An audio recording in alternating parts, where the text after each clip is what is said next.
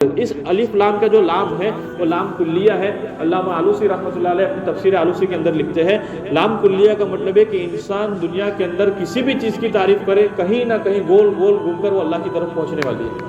میں راستے سے جا رہا تھا, بڑی بلڈنگ میں نے دیکھی, میں سوچوں گا اللہ کتنی بڑی بلڈنگ ہے, اس کو بنانے والا کتنا اس کا ذہن ہوگا, کتنا اس کا آرکیٹیکچرل مائنڈ ہوگا, ڈیزائن اس کی کتنی ماشاءاللہ بنائی ہے.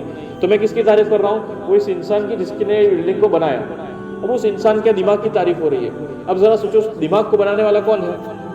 تو کہیں نہ کہیں وہ تعریف کہاں سے جڑ رہی ہے؟ اس دماغ کی اور دماغ سے اللہ کی طرف. میں جا رہا ہوں, میں نے گلاب کا وہ بڑا سا نرسری دیکھا, سمجھو میں نے گارڈن دیکھا, باغ دیکھا, اس میں الگ الگ قسم کے پھول ہیں, الگ الگ قسم کی چیزیں ہیں, ہریالی نظر آ رہی ہے. تو میں کہوں گا کہ اس باغ کا مالک کتنا وہ ہوگا کہ جس نے شاندار طریقے سے باغ کو بنایا ہے, شاندار طریقے اس کا کیئر کیا ہے, اس کو احتیاط سے رکھا ہے. تو میں کہیں نہ کہیں اس کی صفائی کی تعریف کر رہا ہوں, لیکن اس کی صفائی کو اس کے اندر توفیق دینے والا کون ہے؟ تو تعریف کہاں پہ پہنچی؟ تو اس کو ایک ہی لفظ میں اللہ کے لام کے اندر علامہ آلوسی فرماتے ہیں اس لام کی خصوصیت ہے کہ جہاں پہ لام آ گیا ہمیں کلی چیز کو, تمام چیزوں کو گھیر دیا. جب بھی انسان کسی بھی چیز کی تعریف کرتا ہے وہ کہیں نہ کہیں کہاں پہنچتی ہے؟ اللہ رب العزت. اس لیے فرمایا الحمدللہ الذی, تمام تر تعریفات اللہ کے لیے ہے کہ جس نے اتاری اپنے بندے پر الکتاب.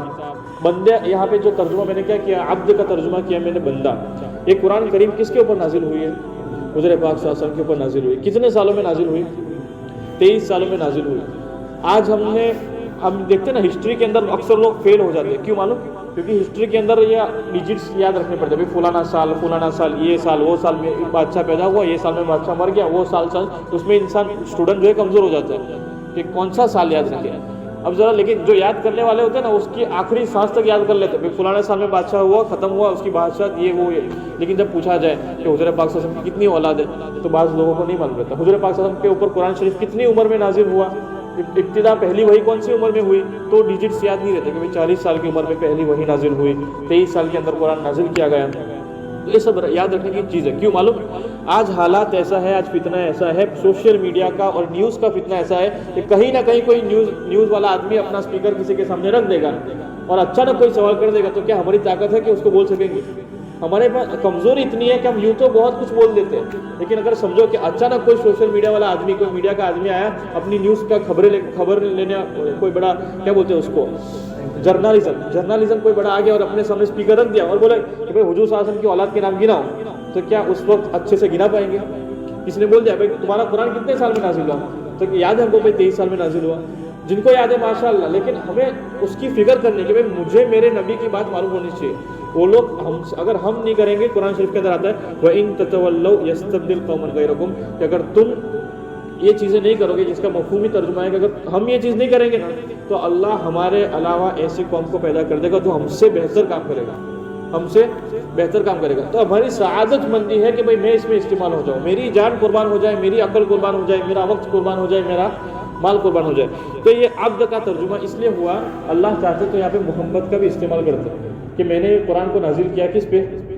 محمد صلی اللہ علیہ وسلم پہ. عبد کا استعمال کیوں کیا؟ تو اس کے بارے میں علامہ زمخشری رحمۃ اللہ علیہ اپنے زمخشری میں لکھتے ہیں, تفسیر زمخشری کے اندر, کہ مزاج کے دو قسم ہیں, 2 قسم کے مزاج. ایک تو اسلامیانہ مزاج اور غیر اسلامیانہ مزاج. اسلامیانہ مزاج یہ کہ بندے کے اندر وہ تمام خصوصیات اور عاجزی اور بندگی ہو کہ وہ عبودیت اللہ کو رب مانتے ہوئے اپنی زندگی گزارے. اور غیر اسلامیانہ مزاج ایسا جس کے بہت ساری قسمیں آتی ہیں. غیر اسلامیانہ کی بہت ساری قسمیں. پہلی قسم کہ انسان الحاد, اپنی عقل سے فیصلے کرے کہ بھائی مجھے جو دکھتا ہے نا وہ, میں قرآن حدیث کو نہیں مانتا. نعوذ باللہ, ہوتے نا ایسے کتنے سارے لوگ ہیں. بعض لوگ ایسے جو صرف قرآن کو مانتے, قرآن کو ہی مانتے, وہ حدیث کا انکار کرتے ہیں. یہ ایک الگ مزاج ہے جو ہمارے اندر نہیں ہے. ہمیں قرآن کو بھی ماننا ہے, حضور پاک صلی اللہ علیہ وسلم کی سنتوں کو بھی ماننا ہے, اور صحابہ کی اجماع کو بھی ماننا ہے. یہ 3 چیزیں ہم کو بتائی گئی کہ کیا قرآن کو بھی ماننا ہے, حدیث کو بھی ماننا ہے. لیکن بعض لوگ ایسے ہوتے ہیں جو صرف حدیث کو مانتے ہیں, قرآن کو نہیں مانتے. بعض لوگ ان دونوں کو نہیں مانتے, کسی اور دھرم کو مانتے. اور بعض لوگ تو کسی بھی دھرم کو نہیں مانتے. وہی سمجھتے کہ کوئی گاڈ نہیں, کوئی نہیں, بس جو سمجھ میں آیا وہی. ہم کیا سمجھتے معلوم؟ ایک جگہ مجھے سوال کیا گیا ایک آدمی سے, آپ ذرا اس کا جواب سوچنا, میں آپ کے سامنے وہ سوال رکھتا ہوں.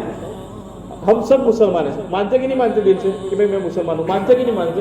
ایک آدمی نے مجھ سے سوال کیا, میں اپنے سفر میں تھا, میں آپ سے سوال کرتا ہوں, اس کی طرح نہیں, میں اپنی طرح سے سوال کرتا ہوں. اس نے مجھے یہ سوال کیا کہ یار تمہارا اسلام تو 1400 سال سے ویسا کا ویسا ہے, میرا سائنس دیکھو ہر دن ترقی کرتا ہے، ہر دن نئی انوینشن ہوتی ہے، ہر دن نئی ڈسکوری ہوتی ہے، اور تمہارا اسلام 1400 سال سے ویسا کا ویسا ہے، تم تو ترقی بھی نہیں کرتے۔ اب ذرا سوچو، اگر ہم سب اس جگہ پہ ہوتے تو کیا بولتے کہ یار اس کی بات کہیں نہ کہیں صحیح ہے، سائنس تو یار دن بدن ترقی کرتا ہے، یا میرا اسلام تو ویسا کا ویسا ہے۔ تو یہ ہماری ایمان کی کمزوری ہے۔ کیا ہے ہماری ایمان کی؟ یہ دجالی فتنہ، یہ جو دجال ہے نا، تمہیں معلوم ہے فون کو عربی میں کیا بولتے ہیں؟ فون کو عربی میں جوال بولتے ہیں، جو جس کا وزن دجال پہ ہوتا ہے۔ اور ہمارے استاد کہتے ہیں یہ جو فون ہے نا، فون یہ یوں سمجھو ایک طرف کے دجال کے بیٹے ہیں، جو ہر جگہ ہر ایک کے فون اپنے ہاتھوں میں گھومتے ہیں۔ اب اس کا مثال ہم نے استاد سے پوچھا کہ وہ کیسے؟ بولے دجال کے ایک ہاتھ میں کیا تھا؟ سورج، ایک ہاتھ میں چاند، اور جیسے زیادہ اس کے پاس پاور تھی۔ آج فون میں اتنی پاور ہے، میں اگر اس کے آپ کے سامنے کمپیوٹر کا اسٹوڈنٹ اس لیے بتاتا ہوں کہ ایک اسمارٹ فون سے کئی گنا چھوٹا ایک نوکیا کا فون ہوتا تھا، معلوم ہے؟